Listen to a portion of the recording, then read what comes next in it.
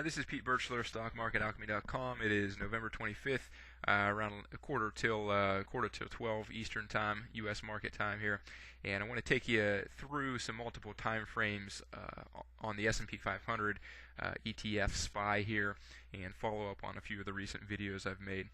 I'm going to start off on a monthly chart here and just kind of put the market in context here. We can see the market is at new all-time highs here. And while there is a tendency to want to suggest that a market is overbought, especially when you see the MACD is very high, it's the highest it's ever been. The flip side of that is that there's no overhead resistance on this market right now, and markets that move into new all-time highs can remain in extended trends for quite a while, and I'm trying to avoid making the mistake of imposing some boundary on the market that just isn't there. We can think everything we want about high or low, but as long as the price action continues in a higher trend, then we have to respect that the market trend is up. And at the last bull market highs, at the 2000 high, we actually did see some monthly time frame divergence on the MACD, where we saw the MACD peak in 1999, and then we saw the market price peak actually roughly a year later, before the bear market started. In the 2007 bull market high, we actually saw the MACD not develop any type of divergence at the high. So here we are with the MACD in a relatively strong position here, no divergence of any type developing on this time frame. Given that, I think that we need to put the odds in the favor of the trend continuing for a period of time here. Certainly, as we're entering the seasonally strong time for stocks in the November to April type of time frame. So that's putting the market in a broad context. But I want to dial down and look at some of the lower time frames, because they're, all the time frames below monthly are really showing some bearish divergence, and would suggest that we could be looking at a corrective phase beginning in the market here relatively soon. And I'll give you a stop movement type of strategy here that can help you maintain long positions if the market does just continue pressing higher from here, but gives you a methodical way to also move your stop up if you are in index ETFs that you're long in, or even you can kind of use this methodology on individual stocks if you're long individual stocks. So what I want to do now is flip and work from shorter time frames and work back here towards the monthly. So let's move into a 15-minute time frame. And what we can see on the 15-minute time frame is that prices have moved higher over the last day or two, but we saw the MACD peak a day or so ago, so we have some mild bearish divergence on the 15-minute time frame. If we move out to an hourly time frame, we can see the MACD on this move up since November 7th. The MACD peaked back here, and while it's higher, we're seeing the while price is higher, the MACD is lower. So we have hourly time frame divergence as well. If we move to a 2-hour time frame, we can see kind of the same thing. MACD peaked back here. We saw consolidation, and then on this move up since November 7th, again, we're seeing price at a higher high, MACD at a lower high. Somewhat similar formation to what we saw back here in July into early August, prior to the market correcting for a couple weeks there. If we move to a 4-hour time frame, we can see the MACD peak back here in late October. As prices made a couple higher swing highs, we've seen the MACD make lower highs. So again, divergence developing there. I've showed the daily chart in recent videos as well. MACD peaked here in late October. We've seen a couple higher swing highs, and the MACD is remaining below that high. And the MACD was at a relatively extreme high level, indicating we're not just seeing a divergence, but we're seeing an overbought condition, and then a divergence on the daily time frame as well. And so all those time frames have reasonable, strong-looking divergence patterns that would indicate we may be set to see the market correct for at least a few days here, maybe longer than that. If we look at the weekly time frame, this is something I've highlighted in recent videos as well. There still is technically a divergence on the weekly time frame. in that the MACD is a little bit lower than where it was in May, and price is higher. But we also saw this divergence pattern develop here between May and August that was a failed pattern. Price never even came back down and undercut this swing low. We just saw it consolidate and push higher here. So given that failed divergence pattern, my suggestion was that we probably should wait to see a new bearish divergence pattern on the weekly time frame prior to really anticipating any significant topping phase or major correction develop in the markets here. Now, as far as understanding what to do as far as how to move the stops here, let me just take you through a very simple way, and it's one I've used quite a bit on different time frames.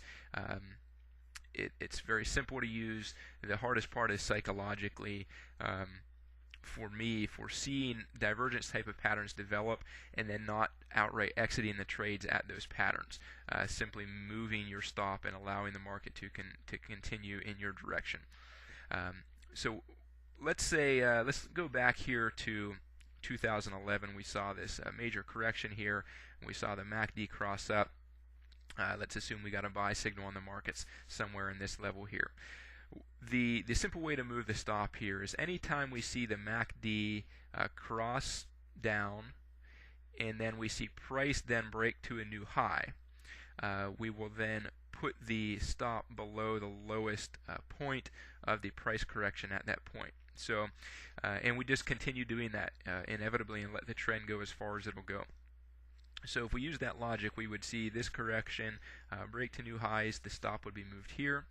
Then we saw the MACD cross down here, price break to new highs in this level, so we would then move the stop loss to below this point here. We saw MACD come up, we saw the MACD cross down here in June, and then we saw price break to new highs there in July or August, so the stop at that point would be moved up to this level. We then saw the MACD cross down again here from August into September, October.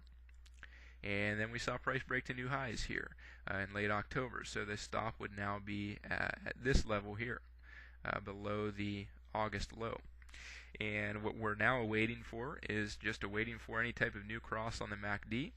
And if price has enough strength to come all the way back down here and take that low out, we may well be set for a significant correction in the markets. If the markets just consolidate and then push higher, we can continue to ratchet up that stop on the MACD.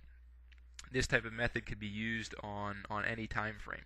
So if we move into a daily time frame here, we could see that let's just say we got a buy signal coming off of this June corrective low here, and we would have seen the MACD come up, the MACD make a very minor cross down into this level and then push to higher highs. Our stop loss would have gone right here, and we would have got stopped out at this level. Now let's say we got a new buy signal coming off of the August-September low here. We saw the MACD cross down and then push to new highs, so our stop would be at this level. Then we see the MACD cross down here again, and then we see price push to new highs here, so our stop would be at this level. Then we saw the MACD actually, if we zoom in here, we can see the MACD actually did slightly cross down here on November 20th, and we've since seen price push to higher highs, so by that logic, on the daily time frame, we could have the stop here. And we would just continue this type of methodology and let the market go as high as it'll go. So if you are, it depends what time frame you're looking at here. If you're kind of a swing trade style time frame, you want to hold for a couple weeks just in the major, trends up in the market, the major legs up in the market, I would use the daily chart and adjust the stops accordingly. If you're on investment type of time frame positions, then I would use the weekly time frame and do it as I showed you on that first example. So hopefully that information is useful in a practical sense as far as how to move your stop loss, allow the market to go, allow your winners to run, but have a methodical and simple way to move stops up. And that way, even though we're seeing these divergences develop now, there's always the possibility that they're failed divergence patterns, somewhat like we saw right here on the weekly time frame. We have a divergence develop. We saw it cross down, but it didn't really amount to anything. It didn't even break the last, minor support level in that trend. And that can happen. I've seen that happen many, many, many times, and you can prove that to yourself by looking at short-term time frames and just see how the markets behave. So that would be my take on how to actually go about trading the markets right now, or about maintaining positions in the market right now.